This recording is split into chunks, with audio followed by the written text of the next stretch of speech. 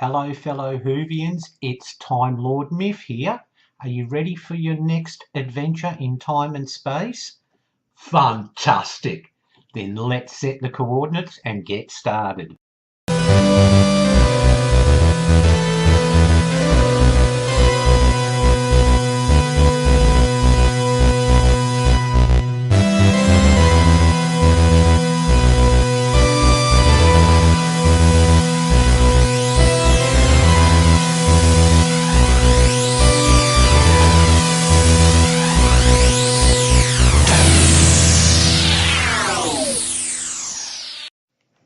Hello fellow Whovians, today we're looking back at one of my all-time favourite Doctor Who stories, and that is Spearhead from Space.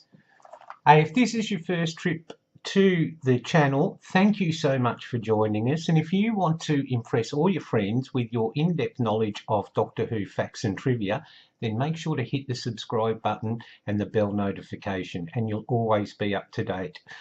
Alright Whovians, well this is one of the pivotal moments again in Doctor Who history, because we got a whole new production team in, and we also got to see our new Doctor, Jon Pertwee. Now this story represents a whole range of changes for Doctor Who. For the first time we got to see it in glorious colour, which was great, but it did represent some problems, because when they went to redesign or use the previous opening title credits, they found it didn't convert to colour really well, and so they had to fiddle around with that.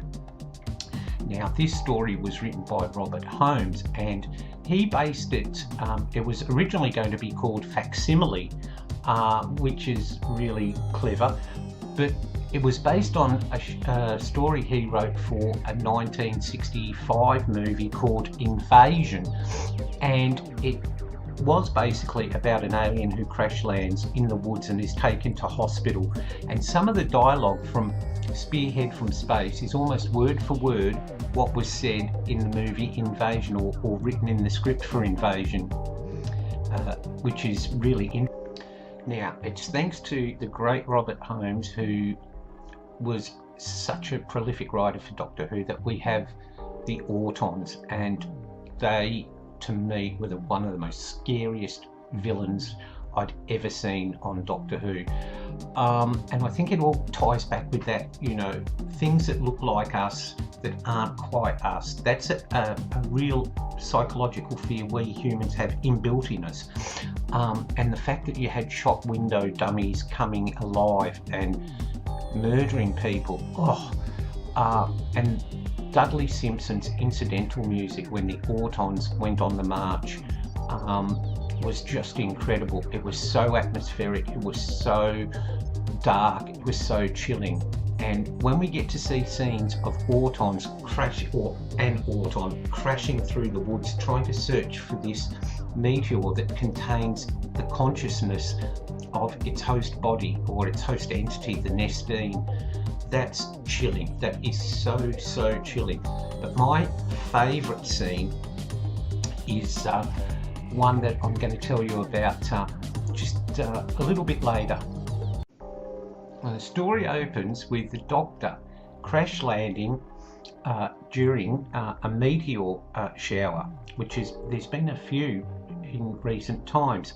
And of course we know from the previous story, the War Games, that he's been exiled to Earth, but Time Lords triggered a regeneration, so he basically walks out of the TARDIS and falls forward. Now he's found and taken to hospital, and there's wonderful scenes there, even though the Doctor isn't a major part of the storyline in the first episode. You know, as it goes on and they do x-rays, and there must be a mistake, this man can't have two hearts, and then the pathology department rings up and says, what is going on? What is this joke? Is there some student prank?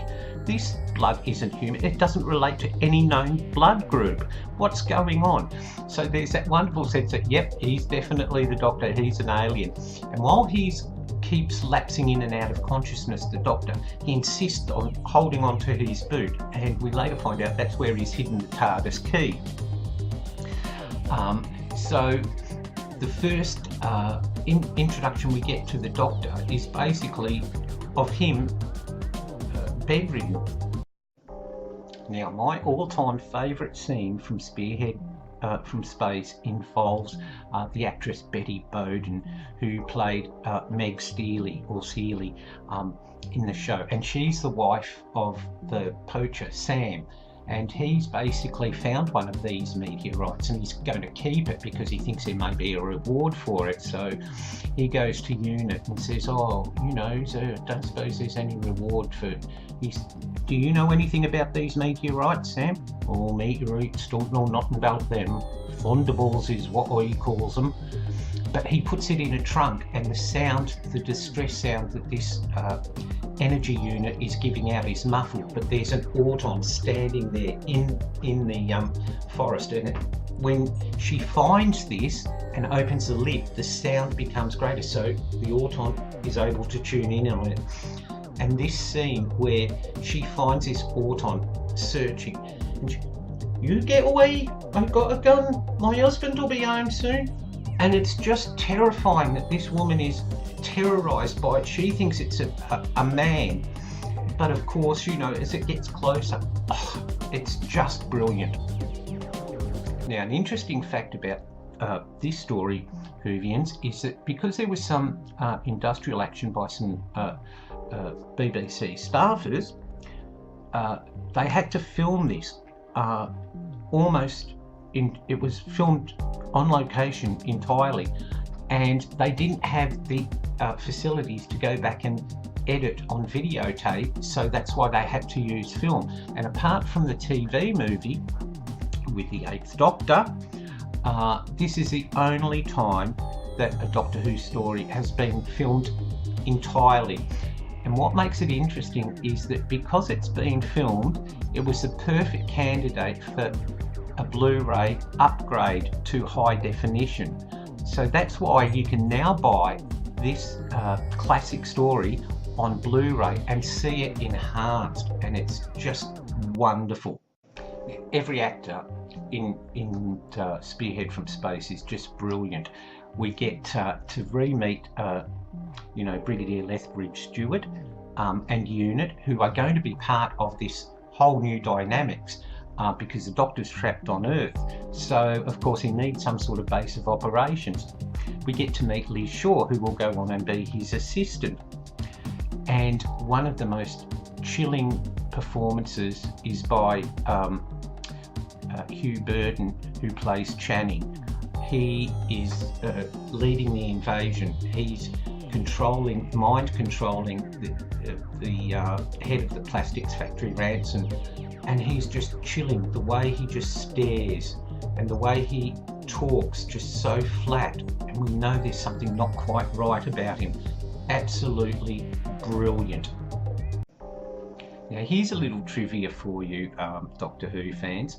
Everyone assumes that the big scene where the Autons smash out of the department store window, the Doctor Who production team actually did do that. And Terence Dix went on to say, no, look at it closely. We couldn't afford to do that, not on our budget. Could you imagine how much it'd cost to replace a department store front window? What you actually see is a policeman talking to someone. Then we hear the sound of breaking glass, and the policeman goes to investigate. Now, we see the Autons have already come out of the shop front window, and they're firing at people all around. So it's funny how your mind plays tricks with you. You know, everyone assumes you see the Autons smashing their way out, and you don't. Well, there you go, Whovians. That's my retrospective look back at Spearhead from Space. If you're someone new that hasn't actually seen it, I do encourage you to see it. Now, you're probably all aware of the very first Christopher Eccleston story, and that was a wonderful nod by Russell T Davies to the Autons, because the new Autons in 2000 and whatever year that came out were just brilliant. They were so creepy, and it was wonderful to see the start of the new Doctor Who return with an old villain. Okay, now you can find it obviously on DVD, And on DVD you'll have commentary by Nicholas Coutney, who played Lethbridge Stewart, and Caroline Johns, who played Liz Shaw.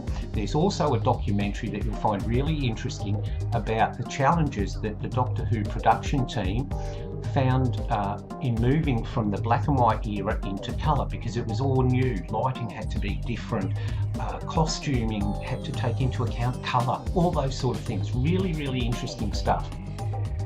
So there you go, Whovians. What did you think? Is this one of your favourite Doctor Who stories like me? Let me know in the comments below. Let's get a discussion going. Tell me what you liked about it.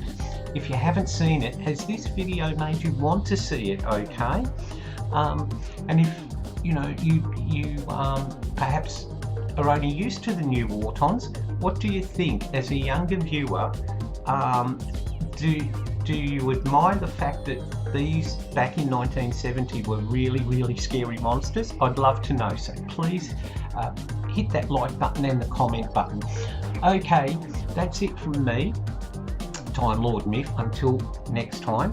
And so I hope you've enjoyed this look back. I certainly had fun making it and reliving some of my favourite story for you.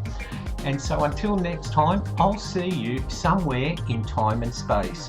Bye for now.